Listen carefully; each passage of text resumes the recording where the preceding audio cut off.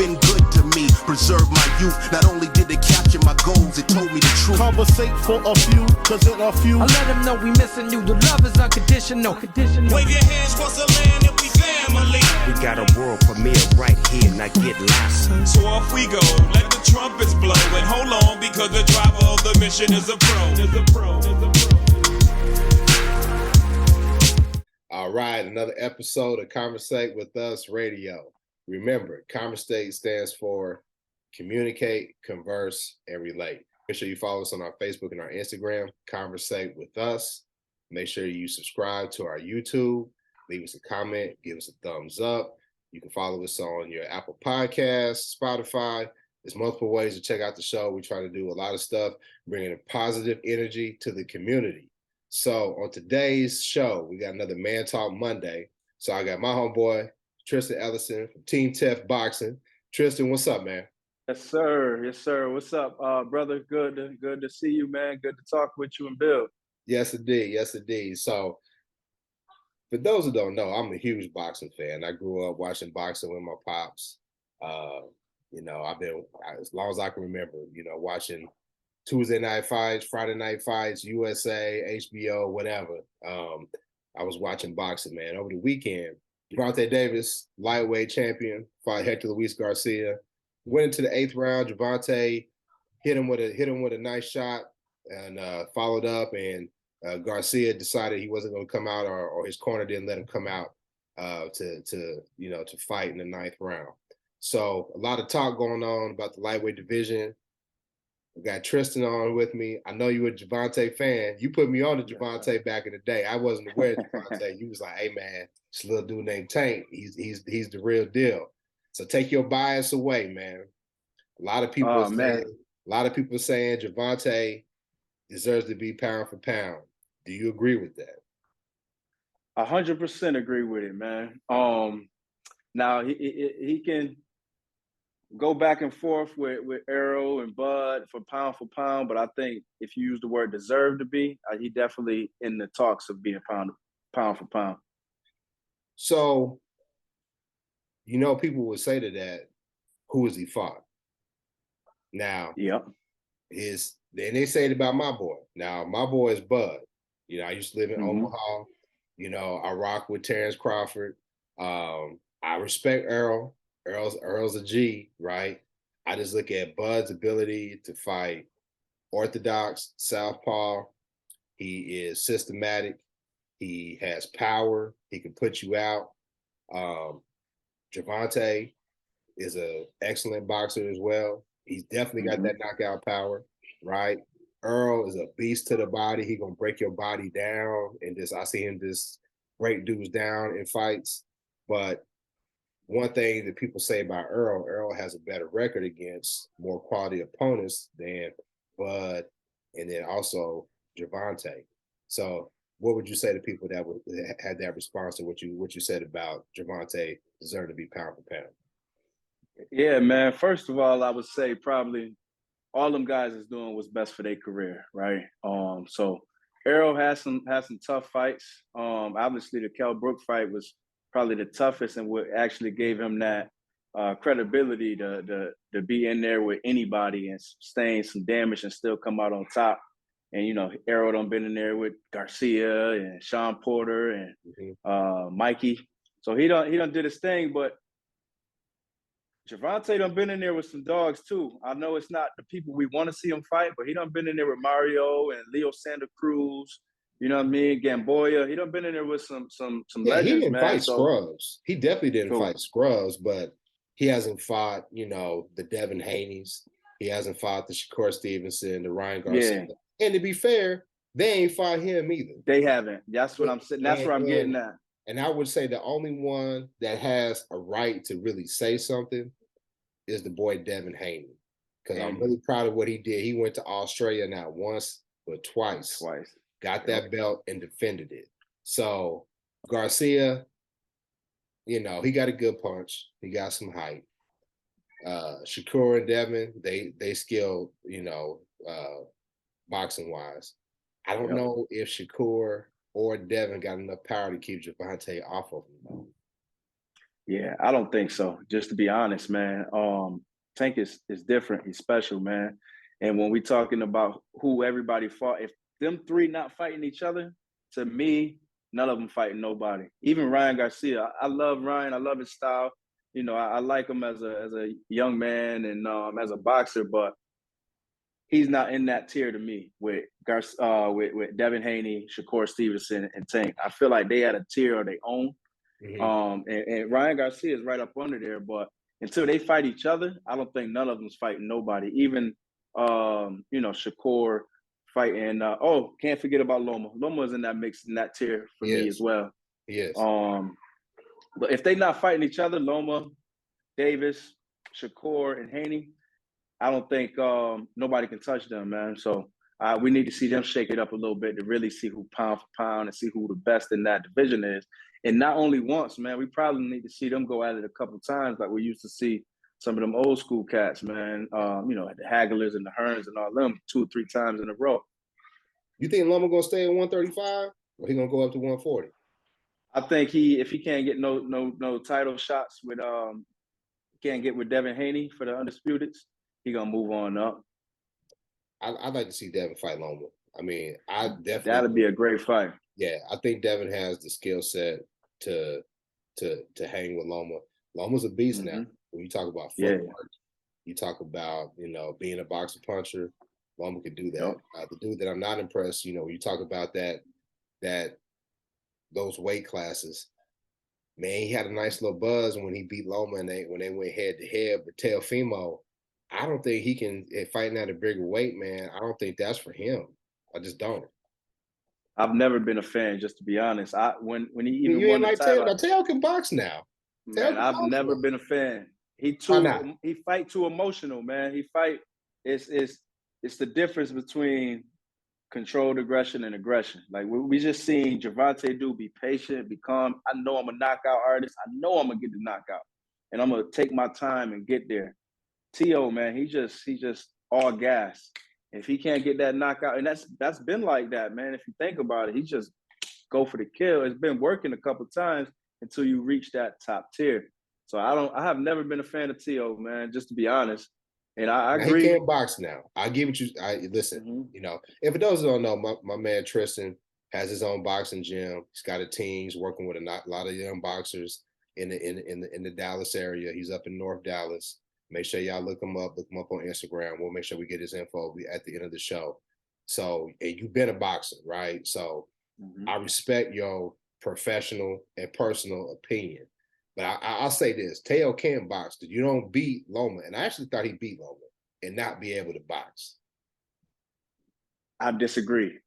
Humbly disagree with you on that part. All right. I'm not going to lie.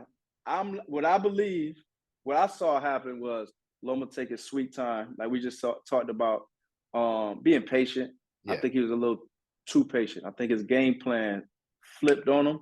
Them first 6 rounds, he was patient, but them last 6 rounds, he started to turn it up a notch, and we got to see what I think the skill level difference in them last 6 rounds. It's just he got on too late.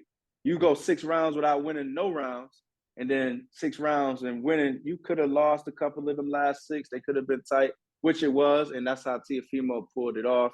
But as you see, you wouldn't even think of a rematch with Loma. So I think he took that win and skated off with it, which was a good business move. But I think Lomachenko just started too slow, man. So hopefully Shakur and Devin. I think probably Shakur might be the next fight that I like. Well, honestly, they already signed the paperwork, or the paperwork is almost done. It's all but, signed on the dotted line. Tank's fighting Ryan Garcia next. Ryan he knows how to time his punches. I've seen him put some cats down, but it's not your ability to punch, it's your ability to take a punch. And I think what we saw from Tank, and I'm gonna tell you when I was most impressed by him, when he fought Isaac Cruz and he broke his hand.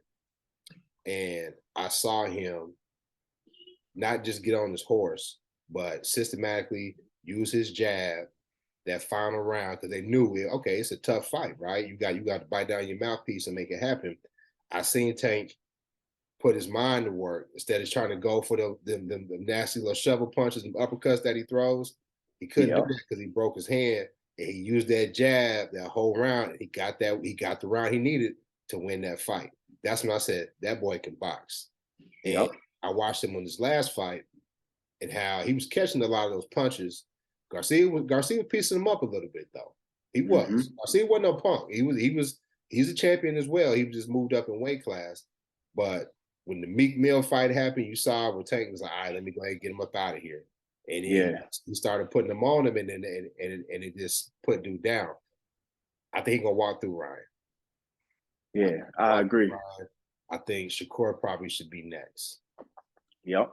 Shakur. I like to see Devin against Loma. That'd be in the perfect world. That's exactly how it would go in my book.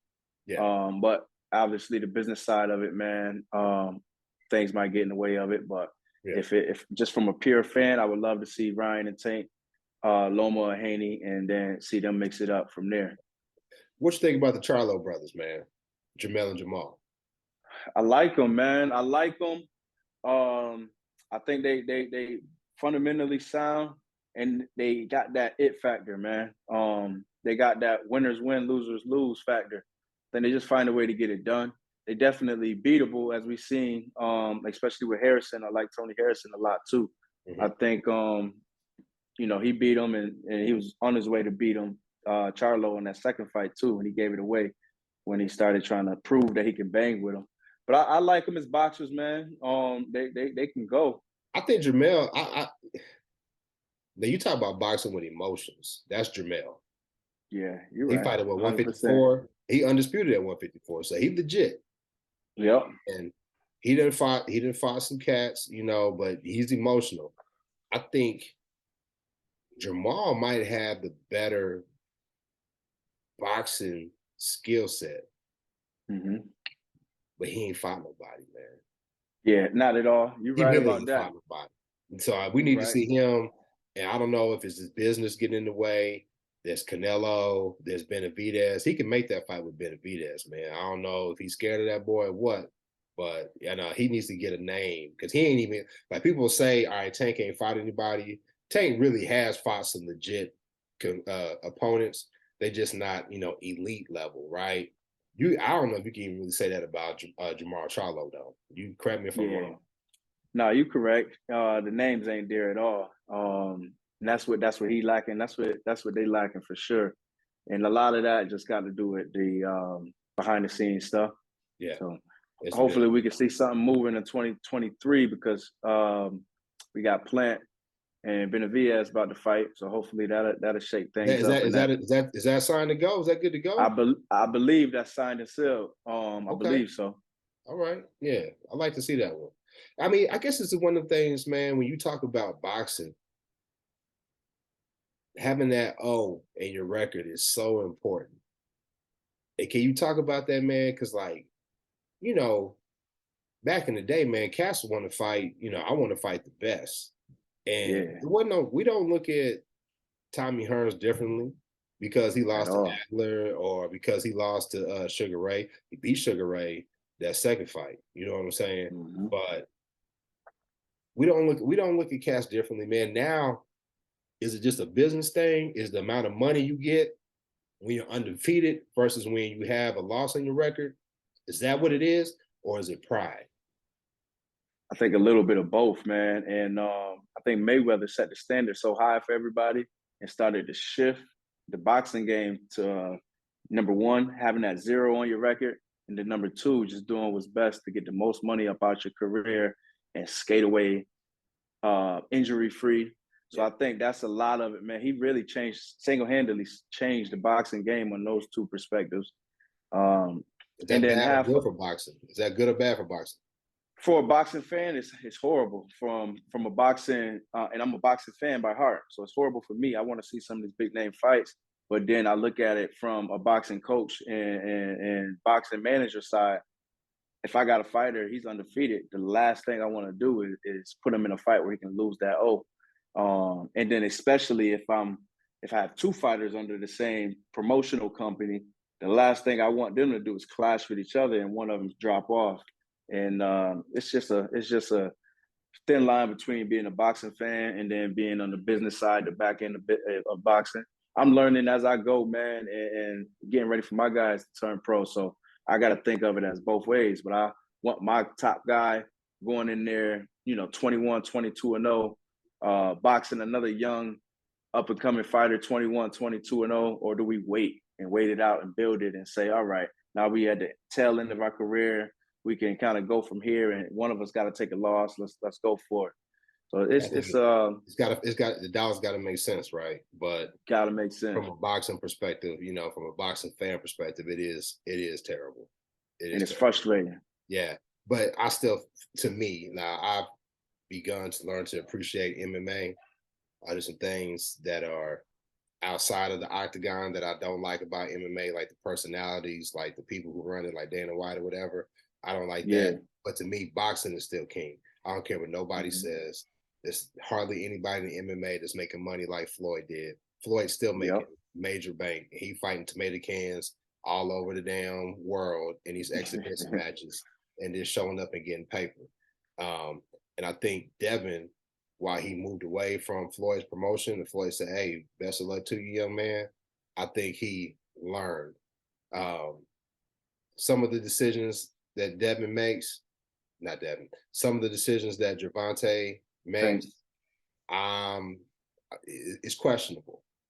Him hanging around Broner, I don't know. You know what I mean? Broner's kind of a clown. Not kind of a clown, he is a clown. That's questionable. His relationship with his women, and putting his hands on his women or allegedly putting hands on, this girl or whatever, the stuff that was leading up to this fight, that's a problem. That's a problem, and he needs to get that under control. He definitely needs to get that under control. But I like what I saw in the ring from him. I like that he's not just a guy that's going to go out there and just try to, get everybody out there, like you said. We were talking about Teo. He's got a strong boxing acumen. Who's his coach? Who got him where he's supposed to be? I mean, I don't know much about the boy other than he's from Baltimore. Yeah, Coach Calvin, man, from over there. He's been with him since he was a baby. Had him his whole career, and I respect that. Obviously, coming from a boxing coach perspective, it's nothing like riding with the coach that took you from the amateurs all the way up to the pros, man. So yeah, for sure. And not for nothing, he got plenty of other people under his track record, man. Maybe not as big as Gervonta, but man, he been helping the youth out up in Baltimore for some time. I remember him back from when I was boxing, man. Over at these national tournaments and stuff, seeing him do his thing. So, coach is definitely top tier. Man, tell everybody about Team Tef, man. What y'all got going on, man? Man, we just trying to stay active and stay ready for when we get the call. I got a bunch of young guys right now that's hungry, and man, they looking good, honestly and humbly speaking. I got guys from 122 all the way to heavyweight. That's top tier guys in the amateur rankings. A few of them will be turning pro in this next year here, 2023. I've been working with a couple pro guys on their camps, on the strength and conditioning side, and also on the training side. So, man, I'm looking forward to this 2023 as well. Okay. Tell people how they can find y'all, man. If they could buy any of your merchandise, anything they can do to support the movement. For those of y'all know, man, Tristan's a young man, been boxing his whole life.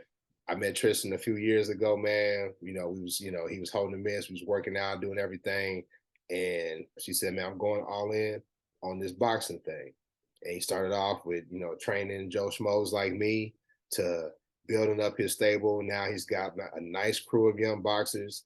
And what I love the most about this young man is that he's making an impact with the youth in our community, giving them something to do, giving them an outlet, instilling discipline, and making sure that they're always doing something to better themselves as young men. So I'm always the biggest fan of this brother, and I want everybody to try to do what they can to support him, because we need people like him who are actually in the trenches, face to face, day to day with the young man in our community. So I talked a lot about you. Tell them where they can find you, and tell them like how they can support the movement, brother. Man, first off, I appreciate that, man, for real. And all glory to God. And man, you've been rocking with me since I moved down here to Texas. So always a big fan of you You've been a great mentor and a great role model, showing me the ropes too, man. And I There we mean that. They can find me at Instagram is at Team Tough Boxing, and the website is teamtough.com. You can get merchandise or schedule a session to come on in through either one of those outlets. Gotcha. Hey, if you're in the Dallas area, make sure you schedule some time. Go up there, hit the mitts, get a nice little workout in, get a nice little sweat in, learn how to throw these hands. And, you know, man, we know we're going to have you back on, man. We got some more fights. Hopefully we got some big fights going on throughout the year as we're doing these Mantalk Mondays. We definitely going to talk some boxing, man. Hopefully, you know, they give us some things to talk about. I want to see how Gervonta and Garcia, hopefully they put it on the dotted line. And then hopefully this year we get Earl and Bud to put on the dotted line in the fight. And I'm definitely going to have you back so we can talk about it. All right, my brother? Most definitely, man. Thanks, brother. Appreciate it. All right, y'all. Y'all make sure that y'all subscribe to the show. Make sure y'all go follow Tristan, Team Tough Boxing on Instagram. Go to the website, get that merchandise. Continue to follow us. We'll have more good content like this for you. Subscribe to the show. Give us a thumb up. Leave a comment. We'll holler at you next time. Peace. Peace.